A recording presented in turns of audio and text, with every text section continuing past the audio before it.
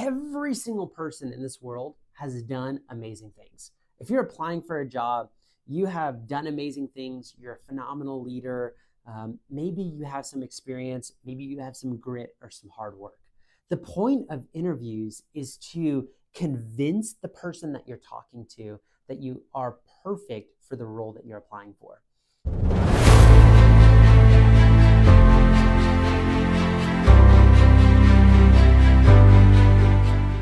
Hello, everybody. Michael Harding here with the Chick-fil-A on Cantor Road.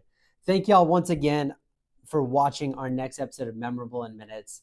And I was just thinking about this earlier today.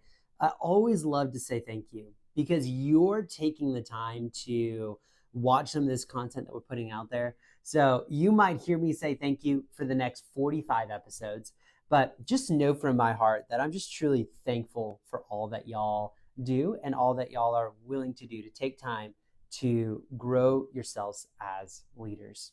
So in this episode of Memorable in Minutes, we're going to talk about step number 2 of our 3-step process for answering interview questions. Remember, the number 1 question you're going to be asked at the very beginning of every interview is tell me about yourself. That one we knocked out of the park in our first few episodes, talking about tell me about yourself, the pillar mindset, the 2-minute story, 30-second story, and even a 10-minute story. By now, you should be knocking that question out of the park. The 3-step method is for every other interview question that you might be asked.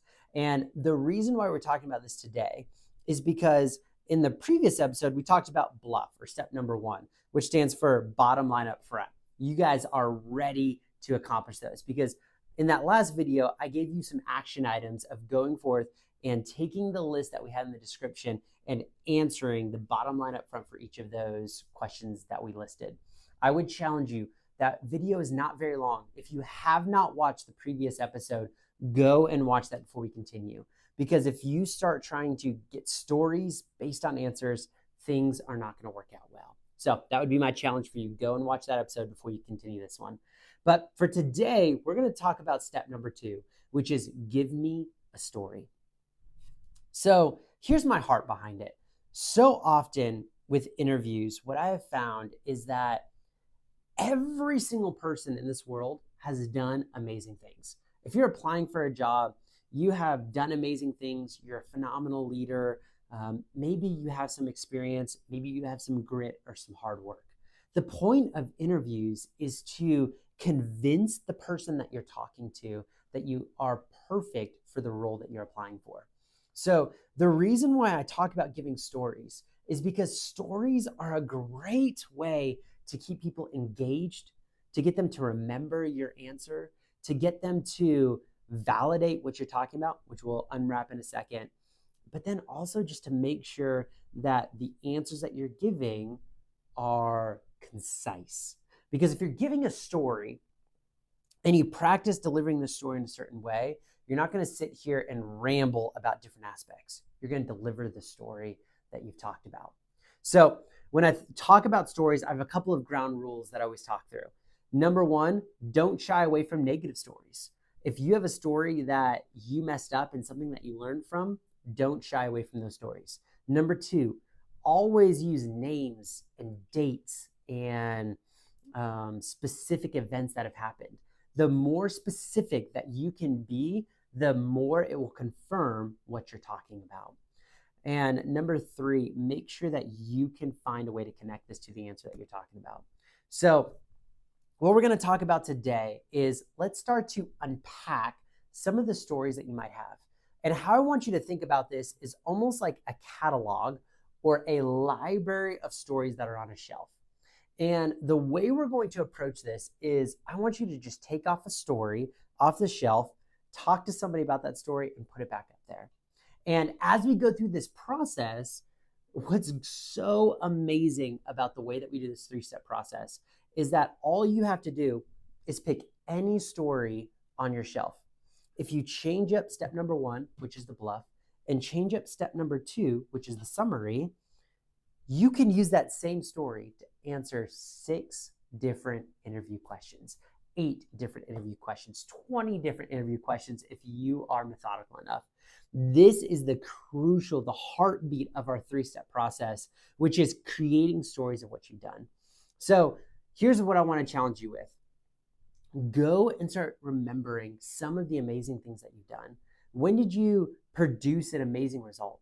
When did you fail at something? When did you develop somebody? When did you feel encouraged? What do you love to do? What are some of the things that make time fly? Can you answer all of these questions right now? If not, start going back and start figuring out some of those unique things that you're going through. This concept is why people encourage others to journal. And I'm not saying sitting here writing down 30 paragraphs of what you did today and what you ate, but sit here and talk about some amazing stories that you went through. So like today, I had a meeting with somebody here in my office, and we unpacked some different aspects of an organization that I'm a part of called C12. And if I was taking this journal today, I would write down meeting with so-and-so about C12. And that's what we would have talked about today. And I would have remembered that story. So that's going to be my call to action today. Go and find stories that you have used in the past. And if you don't have any, that's okay. We're going to unpack in a future video about how to get to truly know yourself and how to come up with some of these stories and put yourself in situations that you're ready to answer these stories. But that's it. And it can be anything from work to personal life. Don't forget personal life. Any of these things can be stories that you can add to it. So that's one of the biggest things. Your homework or your action item for this week is go and start documenting 10 stories that you've come up with. Even if you can only come up with 3 stories, go and get those stories on one page so that you can start creating your catalog. And then what you will realize is as you go through week after week after week of putting yourself in situations, you're going to start adding more and more stories to this list. So that's all we're going to talk about today. It's a short process, but it is so crucial to create stories that will keep your answers concise, that will validate what you're saying and make it memorable. So thank you once again for joining us on our latest episode of Memorable in Minutes. We talked today about the second step in our 3-step process of answering interview questions, which is tell a story. So learn how to be a storyteller. We're going to work on that more together. But I want y'all to go out and make this an amazing week. Y'all have a great day.